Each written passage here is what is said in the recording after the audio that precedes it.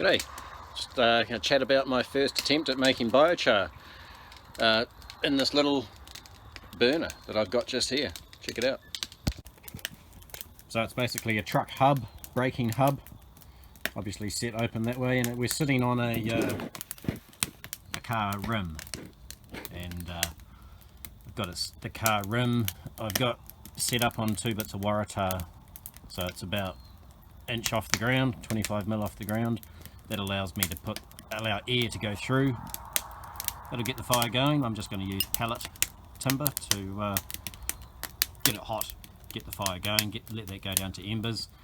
And then I've got macrocarpa that I'll cut into similar sizes, and then I'll add to it once I close all the air off down the bottom. I've got myself a saw blade here, and that'll be my cover once she's done. Sure. Okay, so I've cut most of my wood up, and I've measured each piece just to make sure they're all exactly the same volume, so they burn evenly. My pellet fire, just down to, definitely it's turning to ash, so maybe I'll let that turn to ash, or maybe I'll throw it on now, I don't know, but we'll have a go. Okay, so I've put the spade in there and I've chopped it down a bit. All the bits of wood broke, so I'm thinking now's the time to throw in my fuel. Let's have a go. Okay, so I've thrown on enough to cover the fire, but I believe it'll get going again, so maybe it's 100mm thick. As soon as it gets going, I'll dampen off the air intake down the bottom, so there's no oxygen. I can see flame flicking through there now, so I think that's good. A lot of smoke though. So that only took about a minute to ignite, and now we've got no more smoke or a clean burn. So now I'll dampen off all the air intake down the bottom, and that'll reduce the oxygen getting to the fire. Okay, so I've dampened it off. I didn't think the sand would be enough to seal out enough oxygen air, so I've sacrilege, I know, but I've used biochar. I don't have any wet clay, and hopefully that'll help seal the oxygen going in.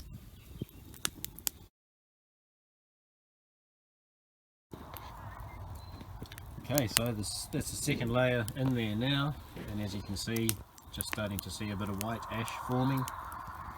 I've stirred it around with the spade a few times just to try and even up the burn, so I think it's time for another layer. Okay, so this is my second load, and as you can see, we've got a lot of smoke. It's been about 3 minutes now, and we haven't ignited yet. I'm guessing because I've sealed off the bottom, so I think my lesson there is the second layer, use less, or layer less. Okay, so that's the second layer on now. I've put it on less thick, and you can still see flame licking up the sides there, so hopefully it won't take long to stop smoking. It's embarrassing with the neighbours. Okay, I think I'm at the end of my burn, I'm guessing. The last thing I'm going to do before I put my lid on, because I've got it and I think it'll work, I'm going to put a layer of organic sawdust.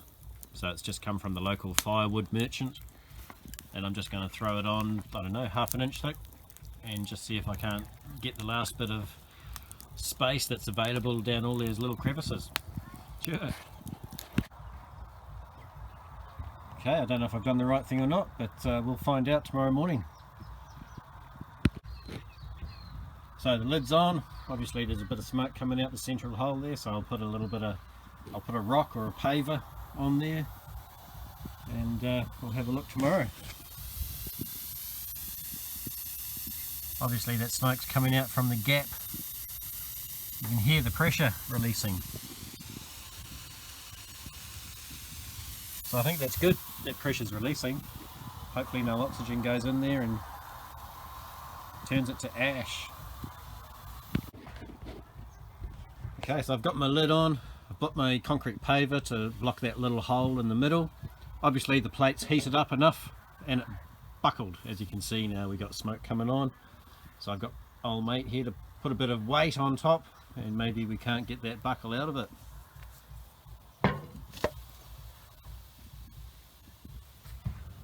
That might have done it.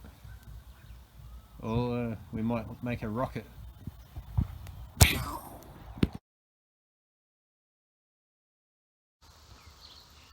So it's next morning now. I'm about to take the lid off. We'll have a look. So it took an hour and a half for this size. It's about 450 in diameter, maybe 300 deep millimeters. Yeah, hour and a half, so not too bad. We found it was very unsocial once we put the lid on, so we had to go to the secondary fire pit. Every house needs 2 fire pits, right? Okay, so the lid's off. I'm guessing my sawdust probably didn't work too well, so I'll probably just try and pull that off, and I'm sure it's going to float away when I inoculate the biochar, so let's pull that out of there. Okay, so I've pulled off what sawdust I could. We've got some, I think, quite nice charcoal there. A little bit solid. Oh, no, that's alright.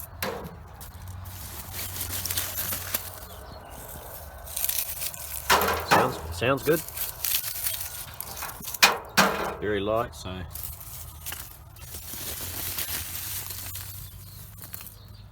I'm actually quite happy with that. Alright, so I'll just shovel it out through the sieve to get rid of the sawdust, and catch up with you soon. Okay, so I emptied out everything from the furnace. I went through a little sieve there into the wheelbarrow, so that got out my sawdust, which I won't do again, and I've obviously got a lot of fine charcoal in there as well, so it's either straight into the compost or maybe into the chicken coop and then into the compost. So I found the odd piece that wasn't quite burnt through, still quite solid, but that's actually the only real piece. So I'm empty here, and I've got probably, I don't know, 25 or 30 litres there, and that's feels really good. I'm really happy. That's fantastic for an hour and a half. I'm going to do it again right now.